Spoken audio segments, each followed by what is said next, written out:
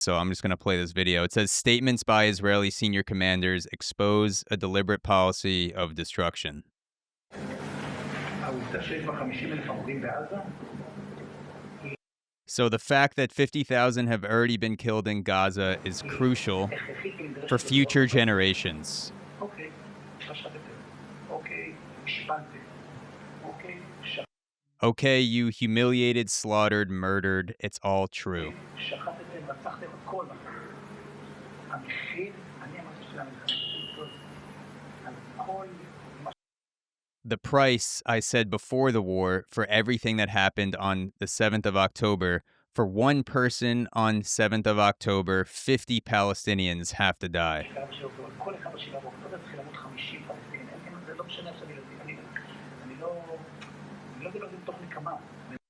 Never mind if they're children. I'm not speaking out of revenge. I'm speaking as a message for future generations. אני מדבר מתוך מסר לדורות הבאים, אין לעשות, הם צריכים מדי פעם נכבה כדי להרגיש שכן אחי. And then that last part was that went quick. Let me just go. They need a Nakba. Yeah, that's how it is. They need a Nakba from time to time to feel the price.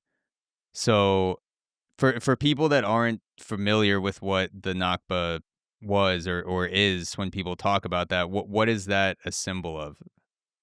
So the Nakba, which means catastrophe in Arabic, first of all, was the expulsion of the majority of the Palestinian population from what became the state of Israel in the War of 1948. So about 750,000 Palestinians were expelled from what became the state of Israel, which was Mhm. bigger than what was offered in the partition resolution by the UN.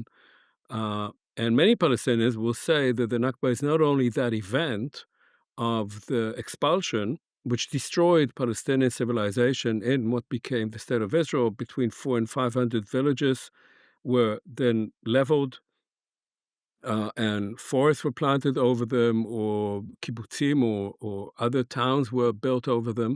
But also, many Palestinians would say the Nakba is ongoing in the sense that Palestinians became refugees.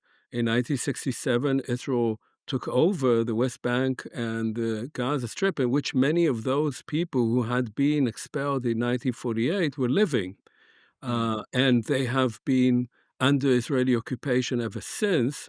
So for most of the existence of the state of Israel, Israel has occupied millions of Palestinians.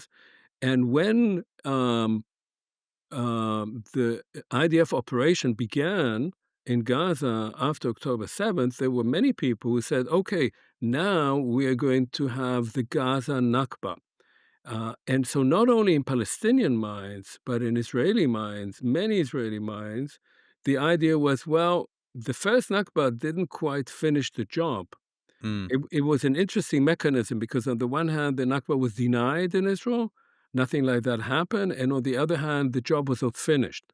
So you can live in a kind of two realities. You deny that it happened, and then you also say, but it should have been done to the fullest extent because there are now 2 million Palestinians who are Israeli citizens. They are the descendants of 150,000 Palestinians that remained in Israel in 1948. Yeah. And now, here was the opportunity to carry out another Nakba. And Palestinians see that precisely as such in Gaza and, of course, increasingly also in the West Bank. Ultimately, the